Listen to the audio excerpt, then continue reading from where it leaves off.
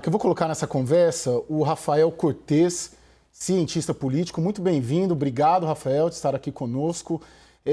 Vamos avançar um pouco nessa questão da estabilidade e instabilidade política e principalmente olhar os três principais players, porque os três players, os três poderes estão envolvidos aqui. Não se trata apenas de Palácio do Planalto versus Supremo Tribunal Federal. Tem o Congresso Nacional no meio. A minha avaliação, ontem falamos disso aqui, a minha avaliação é de que o Congresso tende ou pende para o Palácio do Planalto nessa questão, por envolver também uma situação de parlamentar, né? O Congresso geralmente costuma reagir de maneira muito corporativa nisso. Qual a sua percepção? Congresso tende a ficar, vamos dizer assim, do lado do presidente Jair Bolsonaro ou do lado do Supremo Tribunal Federal? Boa noite, Caio, demais membros da mesa. É um prazer estar conversando com vocês nessa conjuntura bastante delicada. Eu partilho da sua leitura inicial, né? Tem um jogo complexo envolvendo os três poderes. Em boa medida, o posicionamento de algumas lideranças do Poder Legislativo acho que refletem essa correlação de forças. Eu acho que são três fatores importantes para a gente olhar um pouco esse tipo a reação inicial do mundo legislativo à ação do presidente Bolsonaro. O primeiro deles é uma ideia de que não faria sentido esticar esse tensionamento em relação ao presidente, justamente porque essa seria a arena em que o presidente sairia melhor, ou seja, essa ideia de que tensionar institucionalmente acaba beneficiando o próprio adversário, então faz sentido um recuo, um posicionamento mais neutro.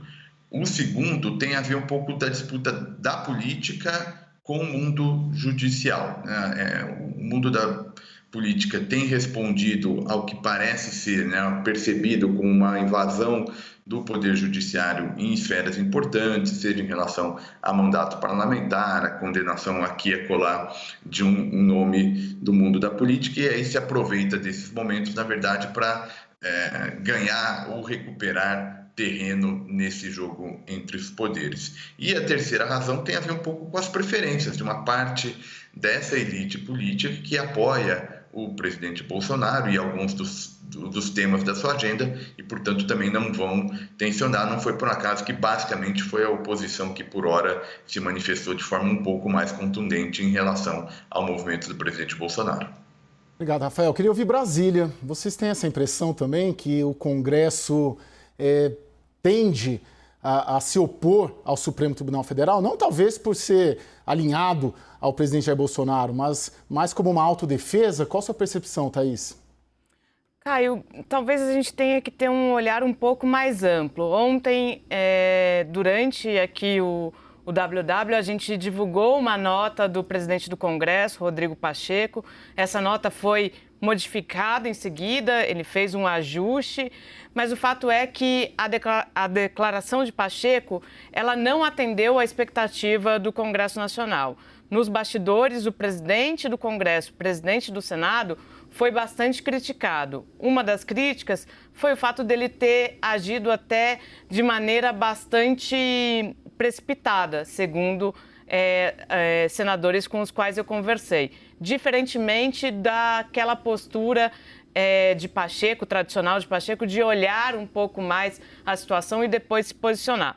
Mas o fato é que, neste episódio específico, fica bastante claro que estamos, de fato, sem diálogo entre os poderes. Não me parece mais existir pontes entre o Palácio do Planalto, o Supremo Tribunal Federal e o Congresso Nacional. Não me parece que existam pessoas que façam esse trânsito, diferentemente do que a gente já teve num passado recente. Essas pessoas, muito possivelmente, se elas ainda existissem, a gente estaria diante de um outro quadro. Talvez esse cenário não estivesse posto. E eu falo isso por quê? Porque é uma decisão do presidente Jair Bolsonaro em relação à concessão do indulto a Daniel Silveira, é uma decisão que pega o judiciário de surpresa e pega também parte do Congresso de surpresa. E aí todos estão de mãos atadas. Me parece que a falta de diálogo ela é determinante nesse episódio e mostra como não há mais, mesmo que diálogo divergente, não há mais esse diálogo entre os três poderes. Renato, o cenário que a Thaís nos traz é um cenário pessimista, né? Porque os tradicionais bombeiros, né, que a gente no jargão do jornalismo político costumamos nos referir, utilizar e conversar e recorrer nesses momentos, parecem não estarem atuando. Você tem essa percepção? Estamos num impasse de que os três poderes não dialogam e, principalmente, para onde isso nos aponta? No caso do Congresso Nacional, temos forças importantes que ainda estão atuando. Os posicionamentos nem de Lira, nem de Pacheco, então olhando nem para a Câmara e para o Senado, parecem agradar nenhum dos dois lados. Por que eu digo isso? Por exemplo, hoje, o líder da bancada evangélica, a gente tem ali um grupo, né, que compõe a base aliada do presidente, onde estão ali aliados importantes do presidente no Congresso. O deputado Sóstenes Cavalcante dizia: olha, eu vou passar o final de semana em contato com líderes partidários, porque o objetivo aqui é formar um cordão e pressionar a Lira a colocar para votar um projeto que defina que cabe mesmo ali, só a Câmara pode dar a última palavra sobre a cassação de um parlamentar. Ou seja, no entendimento desse grupo, o movimento de Arthur Lira de consultar o Supremo Tribunal Federal sobre retomar uma consulta que havia sido feita lá atrás por ainda Rodrigo Maia, né, sobre esse caso, ela é insuficiente. O Legislativo tem que tomar uma medida mais efetiva. Então, essa ala do presidente Jair Bolsonaro não parece completamente satisfeita com o que está vindo do Congresso. Tampouco essa sinalização, e olhando para o Senado, de Pacheco, de que o Congresso nada pode fazer em relação ao decreto presidencial, diferentemente do entendimento de alguns parlamentares de oposição, tem agradado. Então, há ali um caldo que a gente ainda vai ver de embate das armas do Legislativo pelos próximos dias. Naka, em termos de agenda econômica no Congresso Nacional, agenda econômica no país, é um cenário também pessimista. A agenda fica travada quando os poderes não se dialogam. O cenário também é pessimista nesse sentido? Já era uma agenda fininha, né? Com quase nada. Já havia a percepção de que a eleição estava dominando completamente os pensamentos, as ideias em Brasília.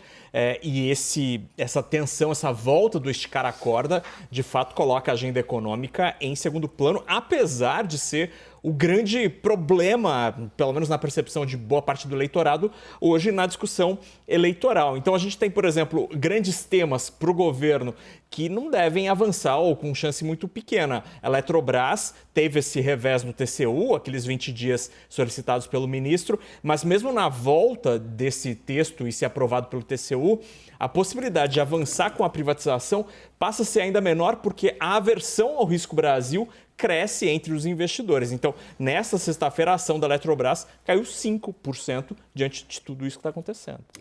Rafael, é a crise mais grave do governo Bolsonaro? É bem possível. É difícil a gente mensurar. A gente já teve episódios talvez um pouco mais amplos de tensão envolvendo a relação do governo e o papel das Forças Armadas, mas eu diria que talvez seja um momento muito delicado para a democracia brasileira em função da combinação desses conflitos institucionais com o cenário eleitoral que se avizinha, né? Ao fim e ao cabo, não é só essa agenda de tensionamento entre executivo e judiciário, por exemplo, que a gente tem assistido no debate político brasileiro. Um dos temas que a gente debate muito é o posicionamento do presidente em relação, por exemplo, à legitimidade do sistema eleitoral. E dado que se tem uma eleição que, nesse momento, né, as pesquisas apontando um candidato de oposição na frente, sempre tem a questão de como é que vai ficar o posicionamento do governo em um cenário, eventualmente, de derrota. Ou seja, na conjuntura brasileira, a gente não só discute política pública,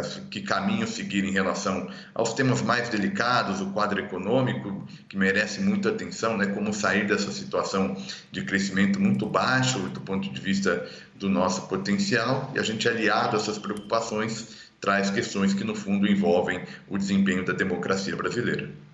Thaís Arbex parece que fez um sinal ali, que é se manifestar. Caio, quando você diz que os bombeiros não estão atuando, na verdade, eu nem acho que eles existam mais. E vou fazer uma pior, comparação. né, Thaís? Que é pior, né? Porque na época da presidência do ministro Dias Toffoli, a gente lembra que ele tinha um diálogo quase que permanente com o Palácio do Planalto. E era muito atacado por isso. Dizia-se que o presidente do Supremo não poderia ter aquela relação com o presidente da República. Hoje, a gente não vê o ministro Luiz Fux aparecendo ou fazendo questão de mostrar esse diálogo. E aí me parece que há, na verdade, uma espécie de sumiço de interlocutores. Eles não estão nem presentes no on, nem nos bastidores.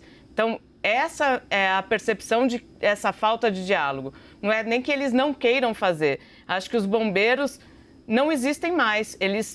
Essas peças não estão mais ali, não conseguem mais fazer essa ponte, de fato, entre os poderes. E a minha sensação é que há um pessimismo geral nessa crise, né? Atravessamos outras crises no governo Bolsonaro, mas essa especificamente, a mais difícil, a que nós não conseguimos vislumbrar saídas. E hoje conversei com integrantes das Forças Armadas, da Ativa, também a mesma percepção. Rafael Cortes, queria muito te agradecer pela sua presença. A gente vai continuar o nosso papo aqui.